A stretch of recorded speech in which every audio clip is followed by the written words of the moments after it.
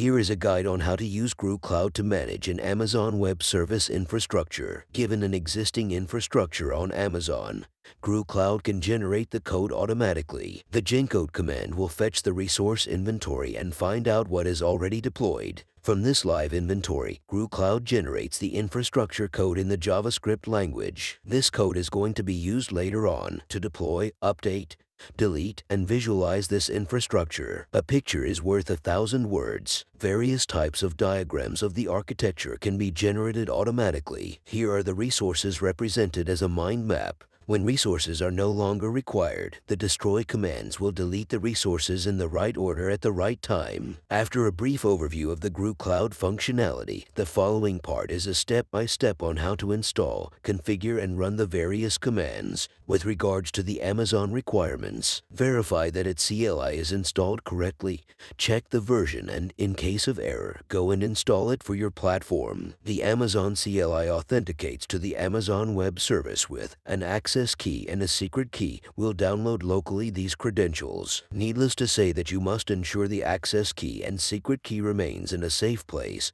For instance, not stored in a code repository. The GruCloud CLI is running on Node.js. Let's install it with the help of Volta.sh. It is by far the easiest and fastest way to install Node.js without any administrator permission. The first command will install Volta.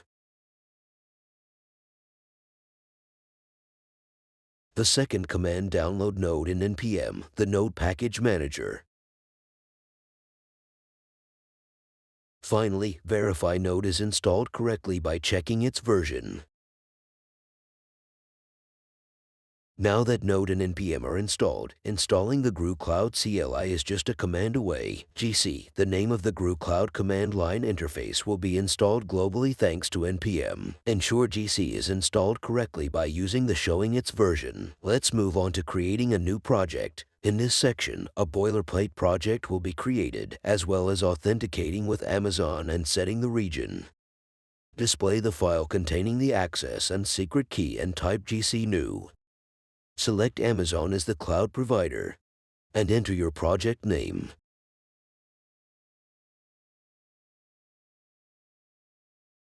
Copy and paste the access and secret key.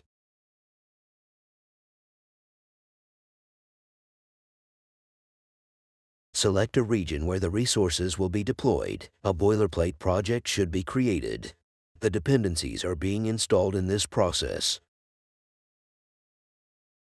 Let's explore the basic commands at your disposal to manage your infrastructure. List your live infrastructure with the list command. The graph option will also create a diagram of your resources and their relationships. Under the hood, the graphics program transforms a text representation into a diagram with an automatic layout. Next, let's have a look at the Gcj Code Command. Traditional infrastructure as code tools are unidirectional. In a nutshell, from the code, the tool deploys a live infrastructure, but there is no way to generate the code from the infrastructure. Instead, GruCloud is bidirectional. Code can be generated from the infrastructure, and this code is later used to deploy, update, and destroy infrastructure. This eliminates the burden of manually writing the infrastructure code, hence saving you time, money, and hassle. From this code, two kinds of graphs can be generated: a simple mind map or tree view, and a diagram depicting the relationship between the resources. The tree command requires a Java program called plan2ml, which transforms text into a mind map.